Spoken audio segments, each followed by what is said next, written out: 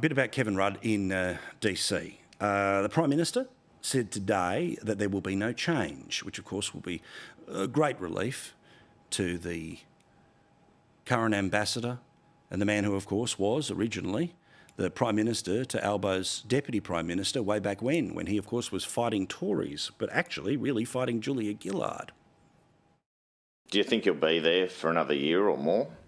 Yes, he's Australia's ambassador to Washington, and he's doing a very important job. How do we get to this point, I guess, where Donald Trump's saying we're going to have a perfect friendship, and then a week later one of his right-hand men is tweeting this hourglass about saying Kevin Rudd's running out of time? Well, I'm not going to comment on someone who I don't know and have never had a discussion with. The discussion I had with President Trump was very constructive and very positive. And didn't mention Kevin Rudd? No. Yeah, the no-name staffer is a guy called Dan Scavino, who has been by his side since 2015, all the way through, unbroken, and he has just been named a special advisor to the president. So let's not pretend that this is some sort of figure that can be ignored. But still, the lefty drums have been beating for some time that to dare show the old comments of the former Prime Minister, now Ambassador, is apparently some sort of News Corp conspiracy. Despite the fact that, of course, the 4D chess there would be, let's get him out of the job so he can come back to call for a royal commission into the business. Okay.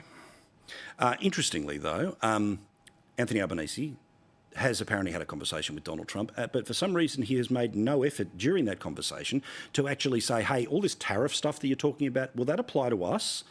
Now, generally speaking, this stuff doesn't apply to us. The tariff policy is all about countries specifically like China, or maybe North American countries or Central American countries, places like Mexico. Again, Albo thought that in all of the things to bring up, the potential trade situation, but then again, maybe he wants the trade situation because then they can blame their economy on Donald Trump. Scott Morrison and Malcolm Turnbull were able to talk Donald Trump out of imposing tariffs on Australia. Do you think you'll be able to do the same? Well, I, of course, will always stand up for Australia's interests. And when I spoke with President Trump, I pointed out, as I'm sure they did, that the United States has enjoyed a trade surplus with Australia since Truman was president, so for a long period of time. So the trade between Australia and the United States is in both of our nations' interests. I love when he's just quickly looked at Google and found Truman and a date. Oh, so I always knew that. Okay. As for Trump and the day that he had today, he turned up at the UFC, same building that he had his apparently fateful, horrible, disastrous rally, Madison Square Garden. And they didn't boo him. In fact, they love 47. It's always loud when he comes here, but yes. Now that he's won, now that he's the president again, yes. Oh my God. But despite the fact that he's winning, fighting, and getting plenty of people to cheer him along the way, in Lefty land, they're still hurting. We've seen this before, historically.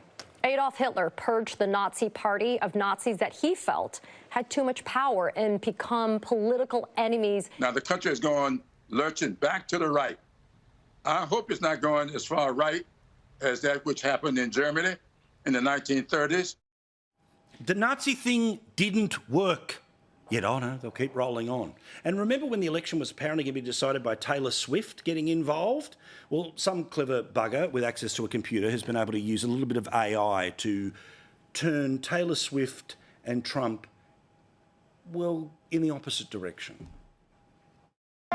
Taylor, it's done. Just thought I'd check in. I know that you're not used to being on the losing side. You should have voted more like Patrick's wife. Shut up, Brittany. More.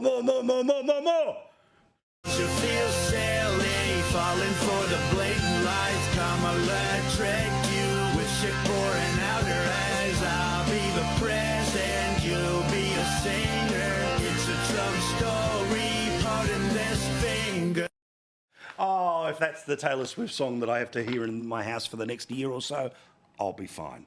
The rest of them, kind of the same. What a surprise. She always makes terrible choices.